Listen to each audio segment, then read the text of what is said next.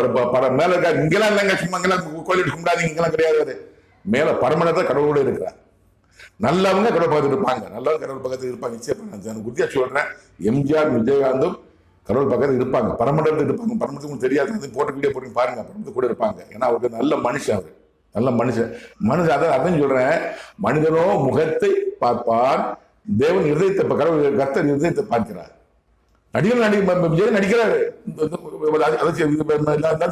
நடிக்கிறாரு. நான் உள்ளுக்குள்ள கேட்டேன், விஜயன் அப்படி கேட்டேன் இல்லைங்க. அவர் ஆட்சியை பிடிக்கணும், நிறைய சொத்துச்சங்களும் கிடையாது, பணத்தை தூசிமா நினைக்கிறவர். கடவுள் வார்த்தையெல்லாம் யார் கோபப்படாதீங்க. அவரும் இப்பதான் ராவுத்தரும் எப்படி எனக்கு பெனிஃபிட்டாக இருந்தாங்கன்னு தெரியாது.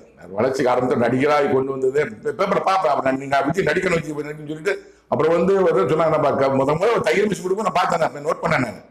நான் படம் பார்ப்பேன், நான் விஜய் படம் உதயம் பார்க்க நல்லா இருக்கும். தையல் மிஷின் கொடுக்கும்போது விஜய்